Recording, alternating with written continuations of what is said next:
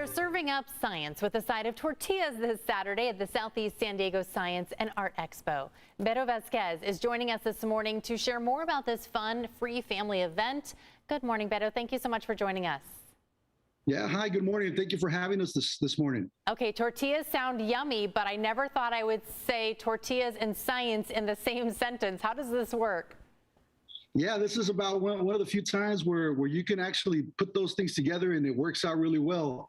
And so this weekend, we're actually going to be showcasing one of our favorite lessons, which is the science of tortillas, as you mentioned.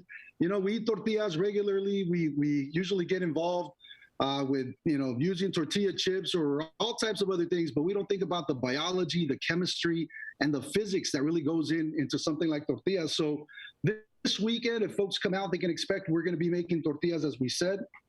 We will show how not only biology, right, the evolution of corn over time, right, since our ancestors in Mesoamerica have came with the superfood, right, that we're able to save for a long time, then use, and then using understanding the chemistry a little bit better in taking something like lime and being able to take off the outer shell, the pericarp of the kernel, and then the physics, right? As you saw, I just pressed the tortilla on here. It gets its iconic round shape, and then we're able to cook it until we get something like this that ends up puffing up, and we see some different matter change here. Can you hold it up so we're not able to see it with that angle? There you go. Oh, I apologize. Yeah, so we'll press it in a tortilla press like this, right, where we're using different types of tools. And we'll get an iconic round tortilla like this. We cook it, and then it puffs up. I don't know if you ever had tortillas and they puff up, and you might have wondered, why that's happening. That's exactly what drove us to think about a lesson like this that allows folks to connect to things that they know and explain the phenomena, the science behind that. So that's one of the most edible lessons that you'll see this weekend here, and you're welcome to come out and join us and check it out. Perfect. Okay, so talk about how you get kids excited to learn. I think the hands-on aspect, obviously a big plus, but getting kids excited about science is so important.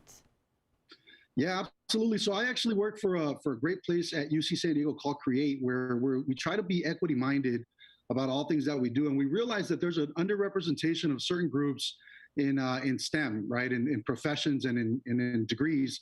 And so what we've tried to do is come up with a different approach to communicate science and lessen the apprehension that students might have about science. And so by explaining the phenomena around them, by explaining things that they're familiarized with, we make it a little bit more engaging, a little bit more fun, and less apprehensive for folks to initiate. And then realize, you know what, I've been doing science for a long time. I've been making Kool-Aid, those are solutions.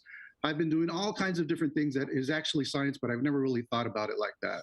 Right. Yeah. And science is really all around us. I know you have some great demonstrations happening this Saturday to support STEM. Talk about some of those.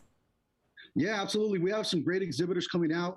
We have folks from the vivarium that are going to bring out some live reptiles for folks to interact with. We have some staff members from General Atomics that are going to come out and do some demonstrations. We have folks with the smaller nonprofits in the area that are doing programming. We're doing really hands-on STEAM type related activities, which STEAM, for those that are not familiar with it, is science, technology, engineering, math with the art inside of it. So they can expect a lot of different demo shows. There's a great symposium happening where students will exhibit their artwork and their projects that they got to participate in through Level Up San Diego, which was provided to us by San Diego Unified and the San Diego Foundation.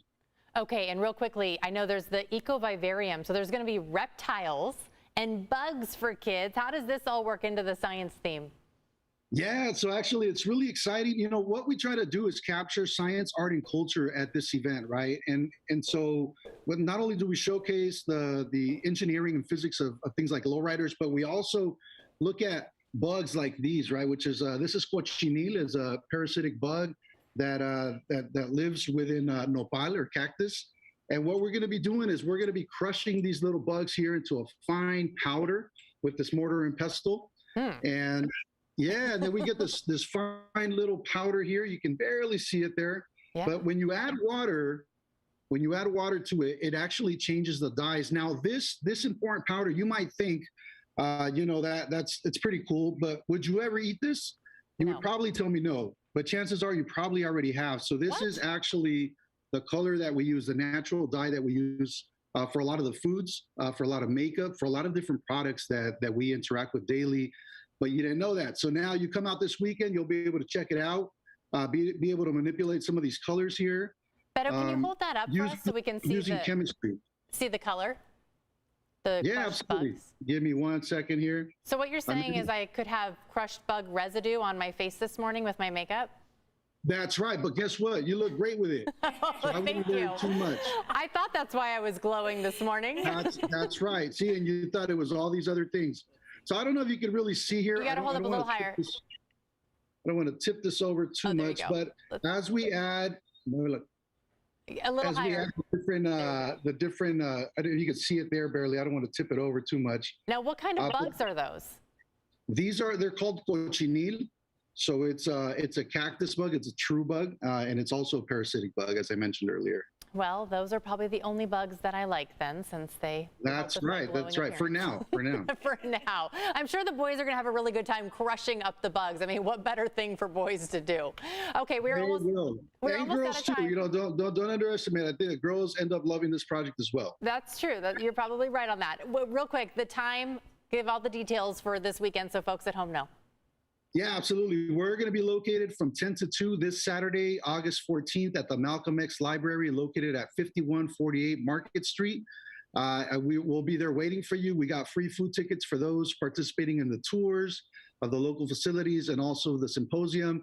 And I want to say a special shout out and thanks to San Diego Unified, the San Diego Foundation, DoD STEM, and the Jacobs Center for being our sponsors for this program, for the inaugural program and event going down there in Southeast San Diego. So we look forward to seeing you there. Beto, thank you so much. I'm sure lots of people will head out. Take your kids this weekend. What a great activity to do, and they can learn something while they're at it. Good luck this weekend. Thank you. Take care. Thanks. Take care.